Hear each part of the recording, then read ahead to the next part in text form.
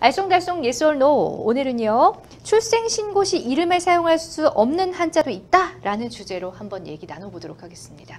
과연 변호사님들은 어떻게 생각하시는지 OX판 한번 들어주시기 바랍니다. 하나, 둘, 셋. 예, 두 분 다 O를 들어주셨어요. 그럼 없는 한자도 그 출생신고시에 못 쓰는 한자도 있다는 얘기인데 그러면 오늘은 인터넷에 올라온 짧은 사연을 한번 예를 들어서 먼저 이야기를 나눠볼까 하는데 정말 사연이 재밌더라고요. 얼마 전에 예쁜 딸을 낳았는데 남편이 장명을 배운 큰아버지께 지어온 이름이 오리였다고 합니다. 오리. 처음에는 장난인 줄 알았는데 남편의 태도는 진지했고 시댁에서는 무조건 오리라는 이름으로 지어야 한다라고 해서 친정에서는 말리고 있는 상황이시래요.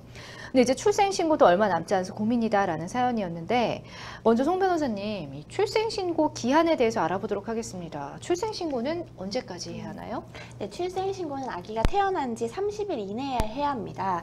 만약 이 기간을 경과하면 미신고 기간에 따라 최대 5만 원의 과태료가 부과됩니다. 출생신고는 전국 가족관계등록과서 및 관할 동주민센터에서 가능하고요. 네. 출생신고서 원본, 출생증명서 원본, 신분증 등을 구비해서 가셔야 합니다.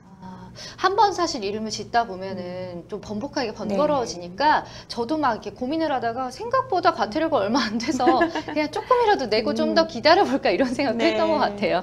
네, 그 아이의 이름에 사용할 수 없는 한자가 있다. 두 분 모두 O를 들어주셨는데 어떤 한자를 그러면 이름에 사용할 수 없는 건가요? 예, 일단 뭐 앞서 말씀 주신 사례를 예로 들면 뭐 사실 아이 이름을 뭐 오리라고 짓는다고 해서 뭐 뭘 어떻게 짓든 법적으로 문제는 되진 않아요. 예. 다만 뭐 향후 아이의 복지를 위해서 뭐 놀림도 받게 되고 하는데 해서 뭐 지양해야 될 행위인 거죠. 예. 다만 이제 한자의 경우는 좀 달라요. 자녀 이름에 한글 또는 통상 사용되는 한자를 이용해야 된다고 돼 있어요. 네. 그래서 뭐 굉장히 이제 부정적인 어떤 의미를 가지는 예. 뭐 가늠할 간, 귀신, 귀신 귀자, 예. 그리고 종로, 노비할 때 노자 등 아주 부정적이거나 사람 이름에 쓰기에 적합하지 않은 한자의 경우 출생신고 수리가 거부가 될 수가 있습니다. 이런 거는 좀 사전에 거부를 해주는 게 좋을 네, 것 네, 같습니다. 네, 네, 혹시나 또 맞습니다. 이름에 네, 네, 또 네. 이런 뜻이 들어가면 안 좋으니까. 그런가 하면 제가 예전에 방송에서 한 이름이 15자였나 되게 긴 사람을 봤거든요. 이름의 글자 수는 상관이 없는 거예요?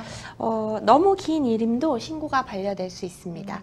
귀한 외국인이 본국에서의 이름을 그대로 쓰는 경우를 제외하고는 성을 제외한 글자가 5글자를 초과하면 출생신고가 어렵습니다. 예. 이름은 그 사람을 특정해주는 공식적인 호칭이기 때문에 누군가의 정체성을 알리는 것뿐만 아니라 다른 사람과의 관계에서도 이해관계를 가지기 때문에 난해하거나 사용하기에 현저히 불편한 을 일으키는 이름을 사용하는 것은 곤란합니다. 하지만 이 사례에서 오리라는 이름을 예로 들었을 때 예. 사용 불가 한자가 속한 것도 아니고 너무 길지도 않아서 실제로 출생신고를 진행한다면 반려될 확률은 극히 낮을 거라고 생각이 됩니다. 제 생각도 그러합니다.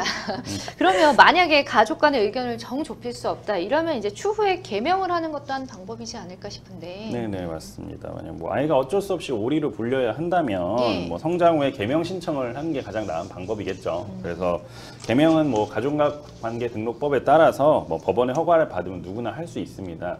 과거에는 좀 까다롭게 보는 경향이 있었는데 예. 오늘날에는 뭐 헌법에 규정된 개인의 행복 추구권을 보장한다는 의미에서 거의 뭐 90% 이상 받아들여지고 있고요. 뭐 반려되는 10%의 경우는 좀 이상한 경우에요. 뭐 이상한 이름으로 개명을 하려고 한다든지 이제 개명이 허가가 안 되는 경우가 있습니다. 뭐 범죄자라든지 이런 경우에 이제 그런 사실을 숨기기 위해서 하는 경우가 있어서 예, 그래서 법원은 이름을 바꿀 만한 상당한 이유가 있었다고 판단이 되는 경우에는 개명을 허락합니다. 다만 이제 이름이 너무 이상하거나 놀림을 많이 받아서 바꾸겠다는 게 뭐 대다수고요.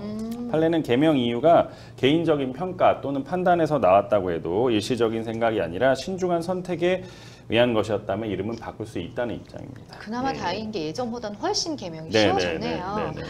그럼 미성년자도 개명을 할 수가 있는 건가요? 네, 미성년자도 개명을 할 수가 있습니다. 일반적으로 법정 대리인이 신청하는 일이 많지만 의사 능력이 있는 미성년자라면 자신의 개명 허가를 직접 신청해도 됩니다. 이름을 바꾸고자 하는 본인의 기본 증명서, 가족관계 증명서, 주민등록 등본, 개명 허가 동의서를 필수적으로 제출해야 합니다. 그래서 예외적으로 미성년자에게 개명 허가 동의서를 받고 있습니다.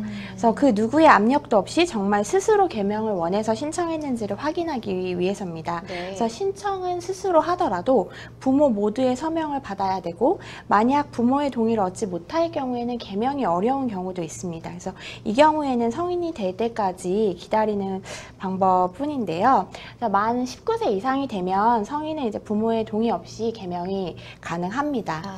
다만 이제 너무 특이하고 예. 별난 이름은 이제 간접적으로 아동의 학대에 해당할 수도 있거든요. 예, 정서적으로 그 이름으로 계속 불리는 부분이. 그래서 누구든지 아동에게 그 아동의 정신 건강 및 발달에 해를 끼치는 정서적 학대 행위를 해서는 안 되기 때문에 네. 그런 것은 좀 곤란하게 보고 있고요. 예. 그래서 실제로 우리나라 일은 아니지만 뉴질랜드에서 뭐 탈룰라는 하와이에 훌라춤을 춘다라는 이름을 가진 소녀가 예, 예. 부모를 상대로 소송을 제기해서 개명 허가를 받아낸 사례도 존재합니다. 아, 그런 사례가 있었어요. 그러니까 어쨌든 뭐 신청은 가능하지만 미성년자도 부모의 동의가 있어야만 된다는 네. 결론이네요.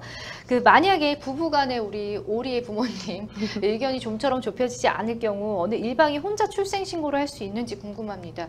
예를 들어서 남편 몰래 아내가 그냥 일방적으로 출생 신고를 해버린다거나, 예, 일단은 뭐 친모나 친부 동의 없이 출생 신고를 해도 법적으로는 문제가 없습니다. 뭐 그리고 이제 친자인 이상 친부가 이에 대해서 무효를 주장하지도 못하고요. 예. 다만 일반적으로 혼인 신고를 한 부모 사이에서 태어난 자녀의 출생 신고는 부 또는 모가 해야 합니다. 예, 부 또는 모가 신고할 수 없는 경우에는 동거하는 친족이, 또 동거하는 친족이 신고할 수 없는 경우에는 분만에 관여한 의사, 조산사 또는 그 밖의 사람이 신고를 하여야 합니다. 아, 그렇습니다. 자, 이름은 누군가로부터 평생 불리게 되잖아요. 개명이 아무리 쉬워졌다 하더라도 그만큼 신중하게 좀 지어야 할 것 같다는 생각이 듭니다.